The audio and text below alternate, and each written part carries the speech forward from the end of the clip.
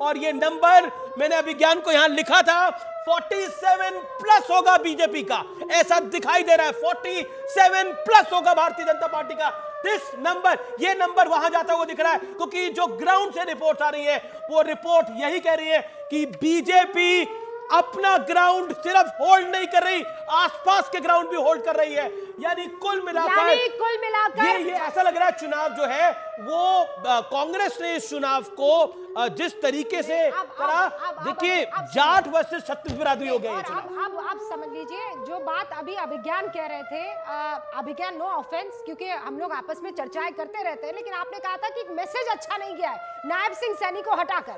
In fact ये message तो खट्टर को हटाकर नायब सिंह सैनी को लाकर अब ऐसा लग रहा है जैसे ये एक बढ़िया कदम बीजेपी का साबित हो गया इन केस अगर सरकार बन जाती है भारतीय जनता पार्टी की, क्योंकि अभी 9:54 पर जब हम बात कर रहे हैं भारतीय जनता पार्टी मेजॉरिटी लाती हुई दिखाई दे रही है तीसरी बार, यानी पहले का प्रदर्शन अपना दोहराता। आप ट्रेंड्स जो है वो कांग्रेस के फेवरेबल थे। अभी मैं कह रहा हूं that's how what happens in elections, चूंकि ट्रेंड्स चेंज हो रहे हैं तो मैं साफ साफ कह रहा हूं कि 40 के नीचे अगर हॉवर करेगी कांग्रेस, ये एम्बैरेसिंग है, मुश्किल हो जाएगा सरकार बनाना।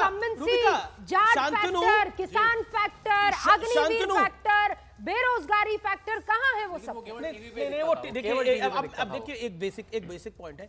कुल मिलाकर ये एक अगर ऐसे परफॉर्मेंस कांग्रेस का आ रहा है तो कांग्रेस के लिए ये एम्बैरेसिंग है, मोस्ट एम्बैरेसिंग है।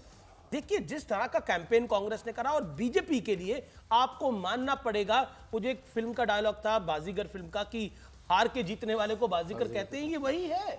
ये बीजेपी को हारा हुआ माना गया था।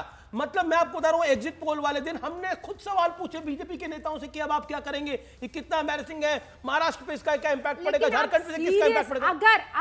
अगर जो तस्वीर इस वक्त स्क्रीन पर दिख रही है वो तस्वीर दिखती है तो सीरियस क्वेश्चंस हैं कि एग्जिट पोल के नतीजे ये जो बार बार आते हैं वो कितना कैसे, ये सीरियस क्वेश्चन।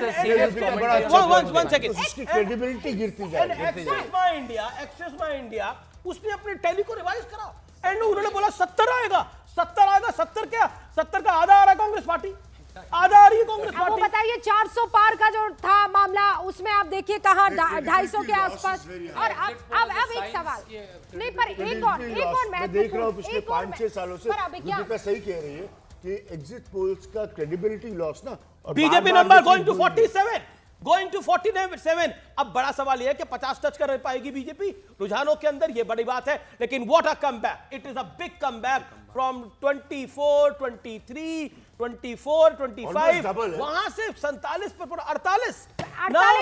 अब तो मुझे लगता है कि सारे पोलस्टर इस समय 5-7 दरवाजे बंद करके बैठ गए होंगे। 5-7 दरवाजे बंद करके बैठ गए। बीजेपी 47